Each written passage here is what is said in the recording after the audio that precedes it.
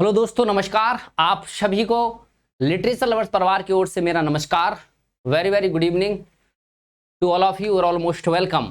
मैं हूं राजेंद्र कुमार और लेकर हाजिर हूं एक बहुत ही बेहतर और शानदार स्ट्रेटजी क्लास जो कि आपके सीटेट जुलाई 2023 से रिलेटेड। तो चलिए, आप सभी लोग मेरे साथ वीडियो के अंत तक बने रहिए। बहुत ही अच्छी इंफॉर्मेशन दूंगा और ये एक रामबाण टेक्नोलॉजी होगी, स्ट्रेटजी ऐसी। सिर्फ 2 महीने में आपका सीटेट एकदम वाह वाह, क्या बात है, क्रैक हो जाएगा। चलिए स्टार्ट करते हैं आज के इस बेहतर और दमदार शानदार सेशन का। आप सभी का बहुत बहुत स्वागत। एक ऐसी स्ट्रेटजी क्लास जो कि मैंने अपने खुद के अनुभव के साथ कई बार मैंने खुद सीटेट एग्जाम पास किया है और एक बेहतर गाइडेंस, एक बेहतर स्ट्रेटजी के साथ कैसे सीटेट को क्रैक करें, ये टेक्नोलॉजी में आज आपको सिखाने वाला हूं। ये स्ट्रेटजी और टेक्नोलॉजी कुछ भी कहें, आप मेरे साथ सिर्फ 20 मिनट तक रहिए, आपको पक्का वो चीज पता चल जाएगी आखिर कैसे पास करते हैं और कैसे एक बेहतर और अच्छे अंक लाए जा सकते हैं सीटेट में सिर्फ 2 माह में। देखिए, ये आप यहां पर मेरा देख रहे होंगे पूरा का पूरा सिर्फ 2 माह में कैसे क्रैक करें, है ना। ये स्ट्रेटजी का मतलब आप समझते हैं ना, सिर्फ 2 माह में यानी 60 डेज में क्रैक कैसे करें सीटेट एग्जाम जुलाई 2023। बहुत बढ़िया से इस वीडियो में मैं आपको बताने वाला हूं कि पैटर्न क्या होना चाहिए, हमारी स्ट्रेटजी क्या होना चाहिए, किस किस बुक्स को हम लोग फॉलो करें और कैसे हम लोग सीटेट के नोट्स बनाएं। देखिए, बहुत ही अच्छा प्यारा सा एग्जाम होता है सीटेट, जिसको सीबीएसई कराती है और इसका अपने आप में एक अलग ही पैटर्न है, अलग सिलेबस है और एक अपने ही स्तर का ये एग्जाम होता है। तो चलिए, ये सब बातें हम लोग वीडियो में आगे डिस्कस करते हुए चलेंगे। सिर्फ 60 दिन में कैसे सीटेट को पास करें, वाह क्या बात है। सभी लोग चाहते हैं कि ऐसी टेक्नोलॉजी और ऐसी स्ट्रेटजी और ऐसी टेक्निक बता दी जाए जिससे सिर्फ 60 ही दिन में भाई साहब एकदम क्रैक हो जाए बहुत अच्छे मार्क्स के साथ। तो आज ये उसी पर डिस्कस है। आगे देखते हैं। सबसे पहले तो देखेंगे, एग्जाम जब आपका होता है, सीटेट का एग्जाम हो या कोई भी एग्जाम हो, उसका एक पैटर्न होता है, उसके एक जो फॉलो हम लोग करते हैं उसको तो कैसे फॉलो करें, क्या क्या चीजें उसमें होती हैं और कैसे उसकी हम लोग शुरुआत करें। तो देखिए, इसके लिए सबसे पहले आपको करना होता है नंबर ऑफ क्वेश्चंस। देखिए, इस एग्जाम में नंबर ऑफ क्वेश्चन सिर्फ आपके 150 होते हैं, ये भी आपको समझना है। टोटल मार्क्स यानी 150 मार्क्स का भी होता है। ड्यूरेशन की बात की जाए, समय अवधि की बात की जाए तो सिर्फ 2.5 घंटे यानी 150 मिनट, 150 मिनट, 150 मार्क्स और 150 क्वेश्चन पर मार्क और पर मिनट। सीबीटी एग्जाम का जो मोड होता है कंप्यूटर बेस्ड टेस्ट। कैसा होता है? Computer based test. याद रखिएगा, ये बहुत अच्छे से क्वेश्चन शॉर्ट फॉर्म में कभी पूछ देता है। सीबीटी कंप्यूटर बेस्ड टेस्ट इसको बोला जाता है, ये भी आपको याद रखना है। यहां पर नेगेटिव मार्किंग की बात की जाए, बहुत सारे लोग हमेशा डाउट में रहते हैं, तो यहां पर कोई नेगेटिव मार्किंग नहीं होती है, इसको आपको याद रखना है। सीटेट का जो एग्जाम होता है उसमें नेगेटिव मार्किंग आपकी नहीं होती है। चलिए आगे देखते हैं। क्वालिफाइंग मार्क्स यानी आपको पास होने के लिए कितने अंक की जरूरत होती है, तो क्वालिफाइंग मार्क्स आपके 90 नंबर यानी आपको 60%। जो जनरल कैटेगरी में हमारे जो साथी एस्पिरेंट आते हैं, अभ्यर्थी आते हैं, उनका, और ओबीसी, एससी और एसटी, इनके लिए आपको करना पड़ता है 82 मार्क्स यानी 150 में आपको 90 लाना पड़ता है और 82, ये याद रखिएगा, 82 एससी, ओबीसी और एसटी के लिए, 90 हमारे जनरल वाले साथियों के लिए, ये आपको याद रखना है ना। बहुत बड़ी चीज नहीं है, बहुत अच्छे से आसानी से इसको पास किया जा सकता है। सिर्फ 90 ही अंक तो लाना है।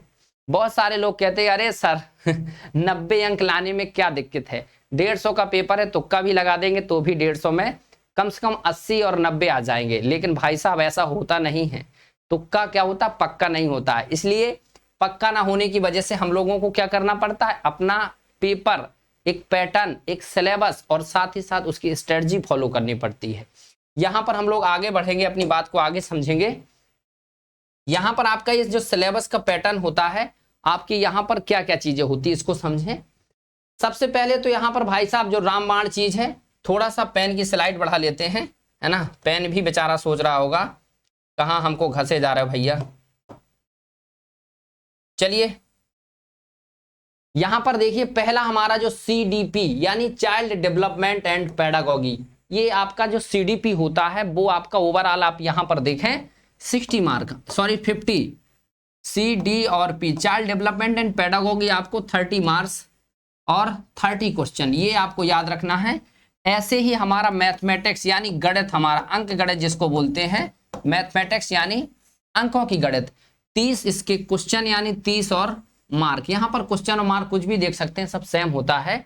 आपकी लैंग्वेज फर्स्ट, यहां पर एक चीज लैंग्वेज में बहुत सारे स्टूडेंट फंस जाते हैं कि आखिर लैंग्वेज कौन सी लें, यानी आपने फर्स्ट लैंग्वेज में बाय द वे आपने यहां पर हिंदी या संस्कृत या फिर अंग्रेजी ले रखी है, तो आपको 3 में से एक भाषा चूज करनी पड़ती है। जैसे आपने हिंदी ले लिया तो आप सेकंड में आप हिंदी नहीं रखेंगे, इसमें आपको 2 में से कोई लेनी होगी। अदर स्टेट में अलग अलग उनकी भाषाएं हो सकती है, बंगाली, उड़िया, असमिया, उर्दू, है ना, अरबी, जो भी भाषाएं आपकी 22 भाषाएं हैं, उनमें से जो पेपर होता है अलग अलग रूप में उसको हम लोग दे सकते हैं। ये भाषाओं का मैटर है। सेकंड लैंग्वेज में आपकी होती है जो इन भाषाओं में से और भी जो लैंग्वेज है, आपने जैसे एक हिंदी चुनी तो सेकंड में आपने संस्कृत या फिर इंग्लिश, तो ये आपकी 2 भाषाएं हो जाती हैं। इनका अपनी आप में एक भाषा 30 नंबर की 30 क्वेश्चन होते हैं, दूसरी भाषा भी 30 क्वेश्चन और 30 नंबर, यानी भाषा ही आपके 60 मार्क्स लेकर आती है। ये आपके कंटेंट की बात तो एकदम अलग है। अब आ जाते हैं जो सबसे ज्यादा आपको बहुत कंफ्यूज करता है, EBS, इन्वायरमेंटल स्टडीज। भाई साहब इसको तो मैं ऐसे पढ़ाने वाला हूं कि आप लोग 30 में से 30 करने के लिए एकदम तैयार हो जाएंगे, ये दावे के साथ कह रहा हूं। बस सिर्फ 2 महीने मेरे साथ लगकर पढ़िए, content, MCQ, PYQ, mock test, marathon सब कुछ देने वाला हूं, बस धैर्य धारण करके रखिए। एनवायरमेंटल स्टडीज में 30 क्वेश्चन आपके होंगे और 30 मार्क्स का, यानी हमको पढ़ना क्या है, CDP, 2 भाषाएं, हमारी जो 2 भाषाएं हैं, और अंक गणित 2 भाषाएं और environmental studies. Overall 150 question, 150 number, 150 minute, यानी पूरी की पूरी 1-1 की आपकी स्ट्रेटजी होना चाहिए।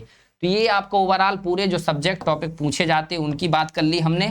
अब हम लोग आगे बढ़ते हैं जिस पर हम लोगों को बात करना है। देखिए आगे देखते हैं सिलेबस। देखिए हर एक एग्जाम को जब आप पढ़ना चालू करते हैं किसी भी चीज को, तो सबसे पहले उसका सिलेबस ही देखते हैं, है ना, कि आखिर पढ़ना क्या है, उस पेपर को हमको देना है, इससे पहले हमारे सिलेबस में क्या पूछा जा रहा है। तो ये सिलेबस जो आपका होता है, सबसे बड़ी रणनीति होती है सिलेबस।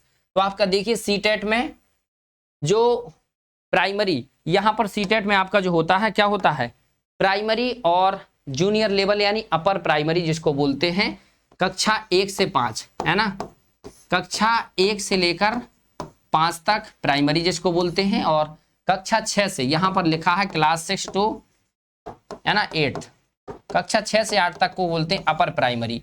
इसके पेपर फर्स्ट इसको बोला जाता है, इसको भी याद रखिएगा, पेपर फर्स्ट बोला जाता है इसको, और पेपर सेकंड बोला जाता है अपर प्राइमरी को। ये भी आपको पेपर में याद रखना होगा, है ना, बिल्कुल, पेपर फर्स्ट और पेपर सेकंड। तो देखिए हमको दोनों पास करना है, यदि या फिर एक दे रहे हैं आप प्राइमरी ही दे रहे हैं, या फिर आप दोनों दे रहे हैं, या फिर आप सिर्फ और सिर्फ जूनियर वाला यानी अपर प्राइमरी दे रहे हैं, तो सबसे पहले आपको क्या करना होगा, सिलेबस, यानी आपको पढ़ना होगा पाठ्यक्रम। क्या पढ़ना होगा, पाठ्यक्रम, कि आपका सिलेबस क्या है, आप उस सिलेबस को कैसे कैसे पढ़ेंगे। तो देखिए सबसे पहले हम लोगों को बात करना है प्राइमरी की।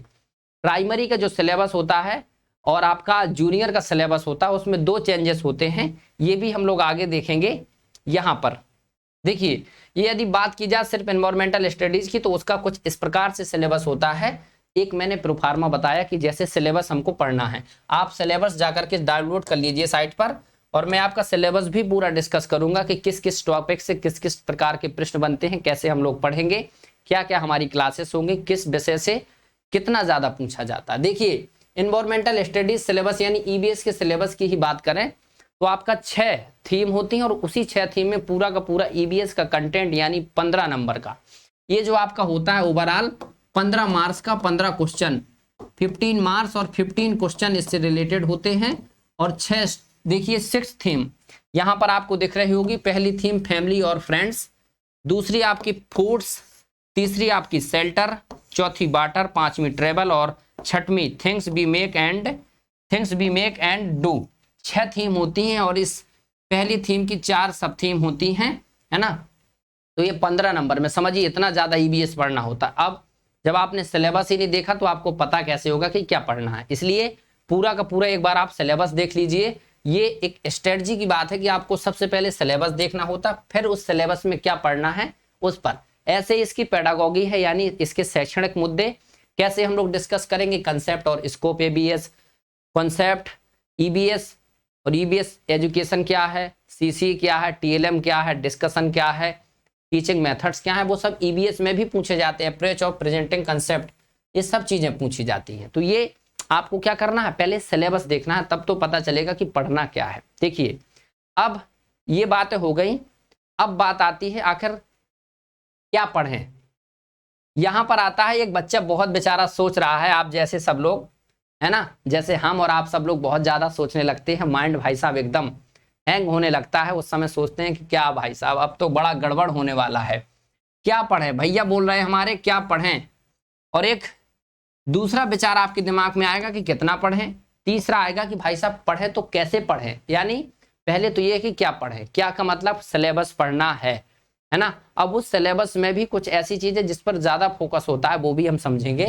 क्या कितना पढ़ें, कितना यानी जितना आपका पेपर में आ जाए, है ना। अब आपसे बार्टर की बात करें तो आप बार्टर पर रिसर्च नहीं करेंगे। बार्टर जो थीम है आपकी क्लासेस, जो आपकी प्राइमरी स्तर से 3, 4 और 5 की एनसीईआरटी, उस पर जो चीजें दी गई हैं उसकी एक सीमा के अंतर्गत ही आप पढ़ें। कुछ एक्स्ट्रा 2-4 चीजें पढ़ सकते हैं, इतना नहीं। कैसे पढ़ें, यानी अब कैसे पढ़ा जाए, भाई साहब पढ़ने के लिए तो किताब होना चाहिए ना, किताब होना चाहिए, लेकिन कैसे पढ़ें का मतलब ये नहीं होता है किताब से पढ़ें। यानी कैसे पढ़ने का मतलब पढ़ने की आपकी स्ट्रेटजी कैसी होना चाहिए। पढ़ तो लिया, कैसे पढ़ने का मतलब एक अच्छे वे में पढ़ना, ऐसा नहीं कि पढ़ तो सब कोई रहा है ना। अब पढ़ना का मतलब ये नहीं, एक अच्छे वे में पढ़ना, एक स्ट्रेटजी के साथ पढ़ना। तो इस पर हम लोग समझेंगे क्या पढ़े। तो सबसे पहले आप प्राइमरी स्तर पर ये चीजें मैंने पूरी बता दी, आपने समझ लिया होगा। ये आपका सीडीपी, मैथ, लैंग्वेज फर्स्ट और सेकेंड और ईबीएस यानी 150 का पूरा भाई साहब मैटर है। तो ये चीजें बिल्कुल आपने समझ ली हैं। यहां पर आगे नोट्स देखिए, क्या पढ़ें, क्या पढ़ें। आपका सबसे पहले सिलेबस देखिए, क्या पढ़े में सबसे पहले आपको क्या देखना होता है, सिलेबस क्या है आपका। सबसे पहले क्या पढ़े में आपको देखना होता है कि आपका व्हाट इज सिलेबस। फर्स्ट क्या पढ़े वाली समस्या यहीं से हल हो जाएगी, क्या पढ़े। सबसे पहले आप जब सिलेबस देख लेंगे तो ये वाला प्रश्न आपका हल हो जाएगा। अब कितना पढ़ें, देखिए ये आपके दिमाग में 3 प्रश्न हमेशा बनते होंगे। और कितना पढ़े का मतलब है, अब आपको ये पढ़ना है जैसे आपने बनाए नोट्स, है ना। यहां पर आपने बनाए कुछ नोट्स, तो क्या पढ़े का मतलब आपने सिलेबस देख लिया। अब कितना पढ़े मतलब अब उस सिलेबस के अकॉर्डिंग आपने नोट्स बनाना स्टार्ट कर दी। यानी कितना पढ़े, इस नोट्स के अकॉर्डिंग आप धीरे धीरे सिलेबस को फॉलो करते ही अपने नोट्स बनाएंगे। जो नोट्स होंगे वो एग्जाम ओरिएंटेड होंगे। ऐसा ना हो कि पूरा का पूरा कॉन्सेप्ट लिख दिया, 500 पेज में खाली ईबीएस ही लिख दिया, तो भाई साहब पेपर के समय आपका जो होगा वो रायता फैल जाएगा। इसलिए रायते को ना फैलाएं, सॉलिड चीज। नोट्स में क्या होता है, एग्जाम पॉइंट। सबसे पहले आप नोट्स की बात करें तो जो नोट्स बनते हैं उसमें सबसे पहले लिखा जाता है एग्जाम पॉइंट्स, है ना। एग्जाम पॉइंट्स होते हैं आपके। फिर सॉलिड चीजें, यानी एग्जाम में जो चीजें पूछी जाती हैं, फिर कुछ चीजें ऐसी होती हैं जो सॉलिड होती हैं, याद करना ही पड़ता है। कुछ कंसेप्ट होते हैं जिनका हम लोगों को क्या करना पड़ता है, नाम लिखना पड़ता है। ये फिक्स है, यानी कैसा पढ़ें ऐसा, है ना। बिल्कुल ऐसे नोट्स बनाएं। सबसे पहले एग्जाम पॉइंट्स लिखें, फिर उसमें कुछ सॉलिड चीजें लिखें आप। सॉलिड चीजें कैसे, एग्जाम पॉइंट्स यानी 1 लाइनर हो गए। सॉलिड में मतलब किसी चीज की डेफिनेशन कैसे, उसका एग्जाम्पल क्या है, उसकी एग्जाम्पल के साथ साथ क्या थ्योरी जुड़ी हुई है। फिर कंसेप्ट क्या है, जैसे आपका पूछा जाए कोलबर्ग का नैतिक विकास का सिद्धांत, तो ये कंसेप्ट है। इस सिद्धांत को, इस कंसेप्ट को कैसे समझे, इसके हिंज की परिकल्पना होगी, नैतिक तर्कणा, नैतिक दुविधा, ये सब चीजें इसमें समझेंगे, है ना। तो बिल्कुल आप समझ गए हो। अब आगे बढ़ा जाए, यहां पर देखिए ये सब चीजें हम लोगों को मैंने बता दी। अब अपर प्राइमरी में क्या पढ़ा जाता है ये भी आप जान लीजिए। सीडीपी यहां पर फिक्स है, अपर प्राइमरी में आपके सीडीपी दोनों में आना है। यानी देखिए सीडीपी इसमें भी है और आपके इसमें भी है। आपकी लैंग्वेज दोनों में सेम है, देखिए लैंग्वेज दोनों में आना है। यानी 90 नंबर, यहां पर थोड़ा सा पेन चेंज कर लेते हैं, 90 नंबर आपको ओवरऑल सेम है, 90 नंबर एकदम सेम आना है ना। चाहे आप प्राइमरी का दें, यहां पर यहां पर आपके चेंजेस हो जाता है। यहां पर ये अपर प्राइमरी है और ये प्राइमरी। सोशल स्टडीज, अच्छा अच्छा, oh my God, sorry, 1 minute. ये आपका साइंस के लिए है, अपर प्राइमरी के लिए, और ये आपका सोशल साइंस के लिए। यानी सोशल साइंस में आपका एसएसटी पढ़ना पड़ता है और आपको साइंस वाले में मैथ और साइंस पढ़नी पड़ती है। यानी 90 तो आपका बिल्कुल कॉमन है, पास करने की ट्रिक यहीं से आ जाएगी। यानी भाषा पे पकड़ बना लीजिए और सीडीपी पे पकड़ बना लीजिए, चुटकी में सीटेट एकदम पास हो जाएगा। ये भाषा पे पकड़ बनाने का मतलब, जैसे संज्ञा, सर्वनाम, क्रिया, विशेषण, ये सब चीजें हम पढ़ते रहते हैं, लेकिन गद्यांश और पद्यांश उसके आते हैं। फिर उसकी पेडागोगी आती है कि आखिर हम हिंदी कैसे पढ़ाएं बच्चों को, बच्चे पहले लिखना और बोलना क्या सीखते हैं। फिर इसके बाद जैसे आपका अंग्रेजी में है, कुछ टेक्निक्स यूज की जाती हैं, तो वो क्या होगी, ये सब इसमें आपका 90 नंबर में होता है। एसएसटी में आपकी बहुत बढ़िया से हिस्ट्री, ज्योग्राफी, पॉलिटी, इकोनॉमी, ये सब चीजें पूछी जाती हैं। और इसमें मैथ और साइंस यानी गणित होगी आपकी, और इसमें विज्ञान होगा। विज्ञान में तीनों विज्ञान होंगी, है ना, जीव विज्ञान, वनस्पति, सॉरी, जीव विज्ञान यानी होगी फिजिक्स, केमिस्ट्री और बायोलॉजी, तीनों विज्ञान होंगी। मैथ में आपकी, मैथ में भी आपकी ट्रिग्नोमेट्री, ज्योमेट्री और इसके साथ साथ मैथमेटिक्स के सब कुछ मिला होगा। यानी मैथ भी बहुत तगड़ी होती है आपकी, ये आप जानना। देखिए ये सब चीजें आपने जान ली। अब आते हैं स्ट्रेटजी पर। फाइनली देखिए, अब बुक्स पढ़ना है हमको। क्या पढ़ना है? बुक्स, क्योंकि तैयारी होगी बुक्स से। ऐसा है नहीं कहीं मैं बात करता रहूं आप लोग कुछ भी पढ़ लें।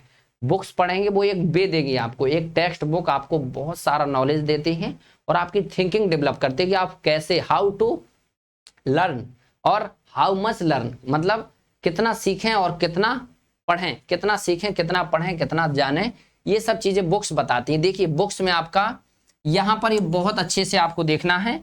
आपको सीटेट क्वालिफाई करना है तो बुक्स को अपना दोस्त बना लीजिए। बुक्स वैसे ही हर एक इंसान के लिए एक दर्पण होती हैं। आपको जो दिखाई नहीं दे रहा, बुक्स पढ़ने के बाद दिखाई देगा कि आखिर पढ़ना क्या है ना। तो यहाँ पर कुछ बुक्स होती हैं जैसे ईबीएस, मैथ और हिंदी, इन सब की बुक्स, एनसीईआरटी की बुक्स आप फॉलो करिए। एनसीईआरटी क्या, national council of educational research and training, NCERT की बुक्स आप फॉलो करेंगे। जैसे एनवायरमेंट में आपकी क्या होती है, आसपास, है ना, आसपास होती है। हिंदी में रिमझिम होती है, गणित में गणित का जादू होती है। तो ये सब पुस्तकें कक्षा 3, 4 और 5, यानी एनसीईआरटी क्लास 3rd, 4th और 5th, इन तीनों की क्लास की किताबें आप ले आइए जो आपके सिलेबस में हो। आप समझ लीजिए कि 3 क्लास की आपने पढ़ लिया तो प्राइमरी आपका 100+ कोई नहीं रोक सकता है। ये सिर्फ प्राइमरी की मैं बात कर रहा हूं, है ना। और ऐसे ही आपने क्या किया, आपके लिए जूनियर के लिए ऐसी बुक्स एनसीईआरटी की आप ले आइए 6, 7 और 8 की, वो पढ़िए आप। उसमें आपका लगभग 95% पूरा कंटेंट मिलेगा और पेपर में सीधा रखा मिलेगा। अभी मैं अपना अनुभव बताता हूं, आप बिल्कुल समझिएगा। कैसे और भी चीजें होंगी उस पर भी हम लोग समझेंगे, है ना। काफी बड़ी बात हो गई और बात ज्यादा बड़ी नहीं होनी चाहिए। समझ में आ रहा होगा ना पूरी बात मेरी, आई होप आपको समझ में आ रही है। यदि नहीं आ रही है तो आप लोग कमेंट करके जरूर बताइएगा कहां पर आपको नहीं समझ आ रहा था, जरूर, है ना। देखिए अब आप लोगों के लिए कुछ नया नया करने वाला हूं मैं, तो इसलिए नए स्ट्रेटजी क्या होनी चाहिए। देखिए अब स्ट्रेटजी फाइनली पर आते हैं हम लोग कि अब हमारी स्ट्रेटजी क्या होनी चाहिए। बुक्स हमने पढ़ ली, अब बुक्स के बाद हमको क्या करना है, सबसे पहले क्या बनाना है, कंटेंट बनाना है। यानी अपने लिए क्या बनाना है, कंटेंट। जो भी पढ़ा आपने उस कंटेंट को बना के तैयार करिए। कंटेंट आप ऑनलाइन पढ़ रहे हो तो ऑनलाइन पीडीएफ आपके पास बहुत सारी होंगी। यदि ऑफलाइन पढ़ रहे हैं तो हमारे टीचर्स द्वारा, एजुकेटर द्वारा पढ़ाए गए नोट्स होंगे, है ना। तो वो आपके लिए क्या, सबसे पहले आपको कंटेंट तैयार करना है। उस कंटेंट के आप नोट्स बनाएं। नोट्स मैंने बता दिया शॉर्ट होते हैं हमेशा, एक नोट हमेशा कैसे होते हैं, शॉर्ट। फिर इस नोट्स में एग्जाम पॉइंट्स आप कलेक्ट करें अपने। नेक्स्ट है previous year question, previous year question. देखिए प्रीवियस ईयर क्वेश्चन ये आपके लिए दर्पण होता है, मिरर होता है। सीटेट में आप प्रीवियस ईयर क्वेश्चन पढ़ लिए तो आप ये जानिए कि आपको पेपर में लगभग 10 से 15 क्वेश्चन तो एकदम डायरेक्ट, थोड़ा सा घुमा फिरा के मिल जाएंगे, या फिर आपको उससे डायरेक्ट पता चल जाएगा कि ये आपका हाथी से कहां से प्रश्न पूछ रहा है। अब इस बार स्लॉथ से कहां से पूछेगा, इस बार आपका क्या बाघ से कहां से पूछेगा, चील गिद्ध बाज, शेल्टर से कहां से पूछेगा, ये अपने आप सेट हो जाएगा यदि 4-5 साल के आपने पेपर ही देख लिए तो। इसके बाद आगे देखते हैं एमसीक्यू, मल्टीपल चॉइस क्वेश्चन, यानी अब कुछ नए प्रकार के क्वेश्चन, क्योंकि ऐसा तो है नहीं कि पूरे प्रीवियस ईयर आएंगे, अब कुछ नए भी क्वेश्चन बनेंगे। तो आपके दिमाग में जो कंटेंट पड़ा है उससे क्वेश्चन बहुत सारे बनेंगे, तो आप एमसीक्यू ढेर सारे करिए, डेली करिए, 30-40 रोज करिए। जो कंटेंट पढ़े उसके ज्यादा से ज्यादा एमसीक्यू बुक्स में भी होते हैं, और आप विभिन्न प्रकार के प्लेटफॉर्म से भी पढ़ सकते हैं। अब तो मैं भी आप लोगों के लिए एमसीक्यू और पीवाईक्यू सीरीज लेकर आ रहा हूं। मॉक टेस्ट ये फाइनल होता है, ये फाइनल चीज है, यानी अब आपका जब एग्जाम सर पे आ गया है, एक हफ्ते से ज्यादा, 2 हफ्ते, लगभग 15 दिन बचा है, सिर्फ 15 दिन, ऐसा नहीं कि आप 4 महीने से मॉक टेस्ट दे रहे हैं, सिर्फ 15 दिन जब बचा हो तो ये सब भाई साहब पढ़ लिख लीजिए। अब 15 दिन सिर्फ इसको दीजिए, इस महोदय यानी मॉक टेस्ट महोदय को दीजिए, आपको ये पता चलेगा कि आखिर अब कितना बचा है जो हमको पढ़ना है। क्योंकि 15 दिन में आप चाहेंगे तो सब सब्जेक्ट तो नहीं पूरे कंप्लीट कर सकते, लेकिन एक बार रिवाइज कर सकते हैं। यदि आपने एग्जाम से 2-4 दिन पहले मॉक टेस्ट देना शुरू किया तो वो क्या होगा, आपको बिल्कुल समझ नहीं आएगा। तो ये सब चीजें आपकी हो गई। अब कुछ महान लोग ये पूछेंगे कि सर कितने घंटे पढ़ा जाए, क्योंकि ये हमारे इंडिया की एक बहुत बड़ी विडंबना है, हर एक स्टूडेंट ये पूछता है कितने घंटे पढ़ा जाए। देखिए अपनी अपनी कैपेसिटी हो जाती है, कोई 2 घंटे में कंप्लीट करता है, कोई 4 घंटे में इस चीज को पढ़ सकता है आराम से, और कोई 6 और कोई हो सकता है 6 से 10 घंटे में। ये अपनी अपनी स्ट्रेटजी है, ये अपनी स्ट्रेटजी और अपनी अपनी स्टेमिना होती है। किसी किसी की थोड़ा सा आईक्यू भी बहुत अच्छी होती है, और किसी किसी की लर्निंग पावर, किसी किसी की थिंकिंग बहुत अच्छी होती है। कुछ लोग उसी चीज को बार बार रिवाइज करने के बाद भी भूल जाते हैं। तो ये अपनी अपनी क्या इंटेलिजेंस यानी बुद्धि, आईक्यू भी काम करती है। साथ ही साथ आपकी जो रिसर्च एनालिसिस है, यानी आपकी अधिगम लर्निंग एनालिसिस होना चाहिए, जो अधिगम है उस पर विश्लेषण करें आखिर इसका आंसर कैसे होगा। अभी मैं आपको एक टेक्निक बता रहा हूं, आई होप इस प्रकार की टेक्निक आपने जल्दी नहीं सुनी होगी, और मैं दावे के साथ कहता हूं कि ये टेक्निक यदि आपने अपना ली तो सीटेट में 1 नहीं 4 नहीं 10 से 15 क्वेश्चन एक साथ ऐसे ही हल हो सकते हैं। देखिए तो ये होगी लगभग मेरे हिसाब से 5 से 6 घंटे पढ़ना चाहिए। कारण क्या है, क्योंकि 5 से 6 आपके सब्जेक्ट होते हैं, तो 5 से 6 घंटे आपको 1-1 घंटा सबको देना चाहिए, यानी 18 घंटे तो दिन होता है, बाकी 18 घंटे दिन नहीं, 12 घंटे दिन और 12 घंटे रात होती है। लेकिन आज के समय में 18 घंटे रात होती है, और 6 घंटे की रात आज के जमाने में लोग मानते हैं, और 12 घंटे और 18 घंटे का आपका लगभग दिन है ना। वो आपके आजकल टेक्नोलॉजी का जमाना है, लोग ज्यादा वो मतलब उन सब चीजों को समझते हैं, है ना, तो वो अलग मैटर है। लेकिन 25 आवर्स में लगभग आपको 6 घंटे पढ़ना ही चाहिए। 6 घंटे पढ़ लीजिए इसको। अब ये 6 घंटे तो बहुत होते हैं, अब इस 6 घंटे में आपको क्या क्या पढ़ना है ये समझिए, है ना। यहां पर तो ये सब चीजें हो गई, अब ये सब चीजें देखिए। 6 घंटे में आपने क्या पढ़ा, पहले आप 1 मिनट रुकें, है ना, बिल्कुल हम लोग बात बहुत बारी बारी से करेंगे। जैसे आपने आज पढ़ा प्लांट्स, देखिए मैं यहां पर बता रहा हूं 6 घंटे में आपने क्या किया, एक प्लांट्स पढ़ा। प्लांट्स का मतलब क्या होता है, पौधा, है ना, पौधा या पौधे।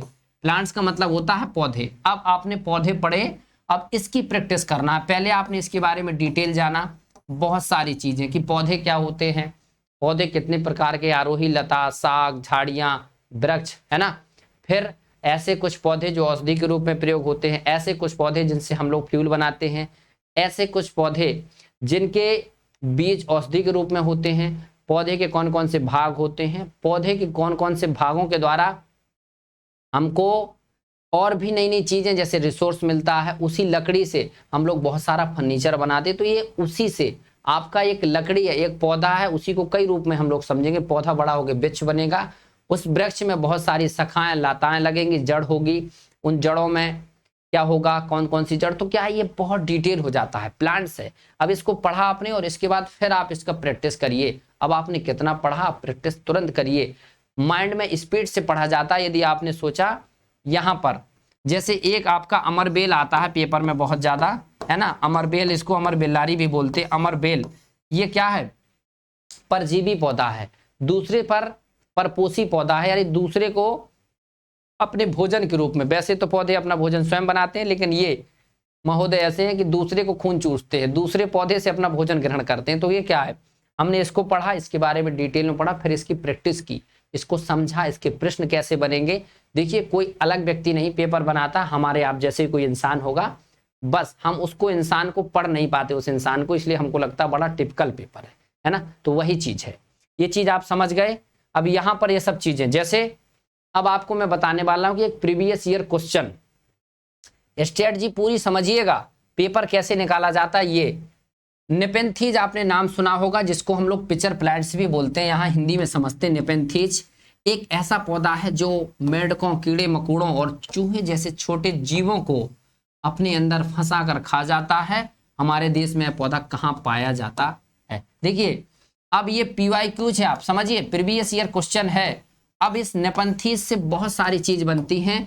इसी को कभी हिंदी में लिख देगा घटपर्णी, फिर इसको लिख देगा पिचर प्लांट, है ना, पिचर प्लांट्स या नेपेंथीज या परजीवी पौधा। परजीवी पौधा, नेपेंथीज, पिचर प्लांट्स या घटपर्णी, ये सब इसी के नाम है। अब प्रश्न ऐसे ही घुमा घुमा के देता रहेगा। देखिए ये सीधा सीधा ऑब्जेक्टिव था, कभी इसका कूट दे देगा कि किस किस देश में पाया जाता है, इससे कौन सी सुगंध निकलती है, कैसे फंसाता है। तो ये पिचर का मतलब होता घड़ा, यानी ये जो आपका पौधा है, यहाँ पर हम लोग इसका थोड़ा सा चित्र समझने की कोशिश करेंगे। कुछ इस प्रकार का ये रहता है, ऊपर इसके एक ढक्कन लगा रहता है, ऐसे ढक्कन बना रहता है इसका ऐसे। तो कोई भी कीड़ा, छोटे छोटे कीड़े मकोड़े ऐसे आते हैं तो इसकी एक सुगंध निकलती है, इस सुगंध में अट्रैक्ट हो जाते हैं और जैसे यहाँ आते हैं ये ढक्कन बंद हो जाता है और इस ढक्कन के अंदर चले जाते हैं। तो ये उनको क्या करता है, खा लेता है और वहीं पर उनको क्या करता है, अपना भोजन के रूप में प्रयोग करता है। तो ये प्रश्न आपका डायरेक्ट आया। अब ये कहाँ पाया जाता है, तो सीधा इसका आंसर है मेघालय। अब देखिए आपका आंसर आया मेघालय। अब मेघालय से कितने सारे प्रश्न बनेंगे। मेघालय यानी क्या, हिंदी में आप देखें मेघ क्या होता है, मेघ माने बादल का घर। सबसे ज्यादा वर्षा चेरापूंजी में होती थी, फिर आपका नया स्थान बना मौसिनराम, ये स्थान आया, मेघालय आया, मेघालय से ये क्वेश्चन बना। अब इस पिचर प्लांट से कितने सारे क्वेश्चन बने, यानी घटपर्णी पूछे, पिचर प्लांट्स पूछे या परजीवी पौधा पूछे। अब इसी में वन लाइनर टाइप का प्रश्न भी पूछ दे आपसे। एक प्रकार से ये ऑब्जेक्टिव 4 लाइन है, कभी कभी पूरा कूट देता है 4 स्टेटमेंट, फिर इसके बाद ए है, बी है, ए बी है, बी सी है, ऐसा लिख देता है। तो आपको जब ये पूरी कहानी पता होगी तब आप पढ़ेंगे। कहानी जब पता होगी, जब आपको पता चलेगा कि भाई साहब इससे बहुत क्वेश्चन पूछे जा रहे हैं, हम लोग भूल रहे हैं। बार बार जब उस टॉपिक को, बार बार उस पॉइंट्स को हम लोग रिवाइज करते हैं, प्रीवियस ईयर क्वेश्चन दोहराते हैं, तो इससे ये पता चलता है कि अब हमको आखिर यही पढ़ना है। समझ आया कि नहीं, एकदम क्लियर कट बात कर रहा हूं, पेपर की बात कर रहा हूं, कोई भी फर्जी बात नहीं हो रही यहां पर। अब और कुछ बातें कर लेता हूं, नहीं तो बाद में आप लोग कहेंगे कि अरे बातें तो अभी हुई नहीं। एक बात और बताने वाला हूं जो मैंने अभी छोड़ दी, ये बात। अब आपको मैं एक टेक्निक ऐसी बताऊंगा कि प्रश्न कैसे करते हैं। यहां पर आप देखिए, आप अपने घर में रहते हैं, सभी लोग यस और नो में बात करेंगे अपनी। आई होप सब लोग घर में ही रहते हैं, ना मानव है, सजीव हैं, तो आप घर में ही रहते हैं। अब देखिए हम लोग सीटेट में यदि ईबीएस पढ़ रहे हैं, मेरे ईबीएस भाई साहब, मैं ईबीएस और सीडीपी का टीचर हूं, तो मैं इसी पॉइंट ऑफ व्यू से आपसे बात करूंगा। जैसे आप घर पे रह रहे हैं, तो आप सबसे पहले ये समझें कि घर आपकी कौन सी थीम में आता है। देखिए अपने से प्रश्न बनता है, अब आपके शेल्टर थीम में आएगा, है ना। ये गिनती नहीं पूछता है कि कौन से नंबर की थीम है। शेल्टर यानी आश्रय, घर क्या है, एक आश्रय है, ये समझ गए। जिस घर में रह रहे हैं आप पता चलेगा कच्चा है या पक्का, है ना, कंक्रीट या मड हाउस। देखिए ये हो गया। घर के बाहर आपके प्लांट्स लगे होंगे, तो ये आपको सबसे पहले समझना है कि ये प्लांट्स हैं आपके किस थीम के अंतर्गत आते हैं। अब उस प्लांट्स के बारे में समझा, तो उस प्लांट्स का आप नेम भी बताइए। नेम क्या होगा, नाम होगा, उसका वैज्ञानिक नाम जानिए। अब उसके औषधि गुण भी समझिए, यदि आपके पास में नीम, तुलसी, औषधि गुण भी जानिए, है ना। ये हो गया। अब उससे कौन सी बीमारी की दवाई होती है ये भी समझ लीजिए। घर है, घर के आसपास यहीं पर कहीं पानी भरा है, तो ये समझिए इस पानी भरे होने से क्या क्या समस्या होती है, पानी किस थीम में आएगा, कैसे पढ़ेंगे। तो ये आपके घर पे ही आप रह करके बिना किसी किताब को पढ़कर भी आप ईबीएस जैसे महत्वपूर्ण टॉपिक के बहुत सारे प्रश्न याद कर सकते हैं।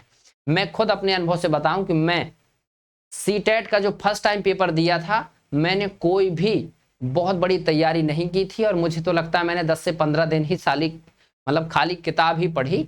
और किताब खाली पढ़ने का मतलब मुझे समझ ही नहीं आ रहा था क्या पढ़ें। बस मैं ऐसे पन्ने पलटता रहा और पन्ने पलटता रहा, थोड़ा बहुत समझ में आया। बाकी मैंने वो वाली टेक्निक लगाई, क्या, कनेक्ट वाली, कनेक्ट किया मैंने, इतने अच्छे से कनेक्ट किया कि एक प्रश्न 17 प्रकार के आंसर दे गया और एक ही स्थान पर बैठे। आप मुझसे मिलें, आप मुझसे एक भी पॉइंट बोलिए, मैं आपको इतने सारे उसी से क्वेश्चन खड़े कर दूंगा कि आपको लगेगा वाह क्या क्वेश्चन है। मतलब क्वेश्चन भी ऐसे होते हैं। आप घर पे रहिए, देखिए मैंने घर से आपको कितने सारे प्रश्न बना दिए। अभी आप कहें तो पूरी की पूरी थीम, जो 6 थीम है आपकी, वो घर के अंदर ही मैं क्लियर कर दूं और आपको घर से बाहर जाने की कोई जरूरत नहीं पड़े। क्लास में आइएगा ईबीएस की, जरूर उस टेक्निक को मैं बताऊंगा और उस टेक्निक से ही हम लोग पूरा ईबीएस और सीडीपी पढ़ने वाले हैं। तो बात ही बात में बहुत सारी बातें हो गई। आई होप कि स्ट्रेटजी ऐसी होनी चाहिए कि हमको, सबसे पहले मैं एक एक पॉइंट दिखा दूंगा आपको, फिर आप लोग समझें। यहां पर स्ट्रेटजी ये होना चाहिए कि सबसे पहले आप क्या करें, अपना कंटेंट एकदम मस्त रखें, क्योंकि आपके पास कुछ होना चाहिए ना। उस कंटेंट में आप बुक्स का सहारा लेंगे, यानी बुक्स पढ़िए, फिर उसी कंटेंट से आप क्या करिए, कुछ नोट्स बनाइए। उस नोट्स में आपके एग्जाम पॉइंट्स होना चाहिए। एग्जाम पॉइंट्स होंगे महत्वपूर्ण इंपॉर्टेंट पॉइंट्स का मतलब उसमें ऐसी चीजें जो पेपर में पूछे जाने की संभावना है। पता कैसे चलेगा, प्रीवियस ईयर क्वेश्चन जब ज्यादा से ज्यादा करेंगे और मल्टीपल चॉइस क्वेश्चन, उसके बाद क्या करेंगे, मल्टीपल चॉइस क्वेश्चन, और फाइनली फिर 10 से 15 दिन पहले एग्जाम से मॉक टेस्ट दे देंगे। बहुत अच्छे से तैयारी हो जाएगी। 5 से 6 घंटे पढ़ना है बेहतर तरीके से, एक बेहतर कंटेंट और बेहतर नोट्स के साथ आप एकदम तैयार होंगे। अब लगेगा कि लगता है युद्ध अब हम लोग लड़ने के लिए तैयार हैं। पेपर से पहले आपके अंदर कोई टेंशन नहीं होगी, एकदम फ्री माइंड से पेपर देने जाएंगे। समझ में आया कि नहीं, कोई दिक्कत परेशानी? बिल्कुल, मुझे लगता है आई होप पूरी बात मेरी समझ आ गई होगी आपको, है ना। बहुत आसानी से, बहुत समझदारी के साथ आप आंसर करिएगा, है ना। अब हम लोग एक आप लोगों के लिए एक बहुत ही बड़ी खुशखबरी में लाया हूं कि मैं आप लोगों के लिए सीटेट फ्री निशुल्क बैच स्टार्ट करने जा रहा हूं। सीटेट निशुल्क बैच, बहुत बड़ी चीज। आप लोग स्ट्रेटजी पढ़ लीजिए। इस वीडियो के बाद मैं 1 से 2 दिन में पूरी टीम लेकर आऊंगा आपके सामने, और उस टीम के माध्यम से आपको पूरा सीटेट का एक निशुल्क बैच होगा, जिसमें मैं आपको सीटेट में ईबीएस और सीडीपी पढ़ाने वाला हूं। साथ ही साथ मैथ भी मैं आपकी डिस्कस करूंगा। हमारी टीम के और मेंबर आपको इंग्लिश पढ़ाएंगे, कोई हमारे मेंबर जो होंगे वो हिंदी पढ़ाएंगे, और आपको संस्कृत, यानी पूरा का पूरा सीटेट का निशुल्क बैच आपके सामने होगा। क्लासेस भी मिलेंगी लाइव, फ्री लाइव क्लासेस के नोट्स भी मिलेंगे, प्रीवियस ईयर एमसीक्यू सब कुछ कराया जाएगा। तो आप लोग जरूर जुड़िएगा इस निशुल्क बैच से। ये स्ट्रेटजी आज से मैं शुरू करता हूं। अभी हम लोग सिलेबस डिस्कस करेंगे। सिलेबस के बाद थीम वाइज ईबीएस की क्लास होगी, टॉपिक वाइज सीडीपी की क्लास होगी, और टॉपिक वाइज ही आपकी मैथ की क्लास होगी। ऐसे ही सभी टॉपिक और सब्जेक्ट चलते चलेंगे। इसी के साथ आज की इस वीडियो को करते अंत। आप लोग जुड़े रहिए मेरे साथ, और जो लोग चाहते हैं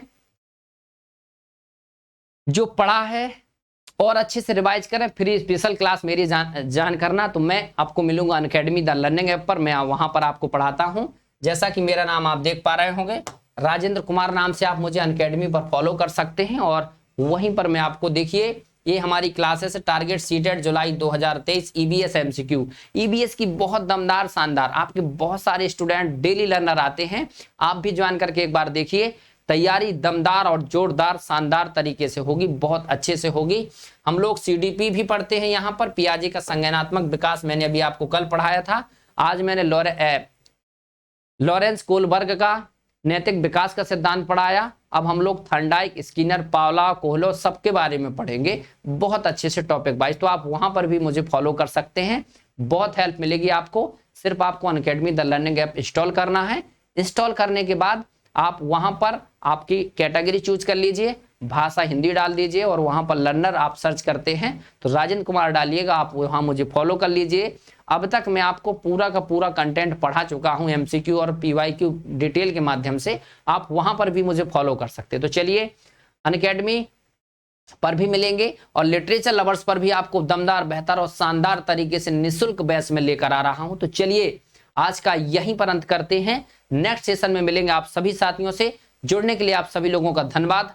अपना रखें ख्याल और पढ़ते रहें। सीटेट की स्ट्रेटजी आपको एक कैसी लगी, कैसे आप लोग पास कर सकते हैं मेरी कहानी के द्वारा, आई होप अच्छा लगा हो आपका। यदि आपको लगा होगा कि कुछ हेल्प इससे मिल सकती है तो आप मुझे जरूर कमेंट करके बताएं।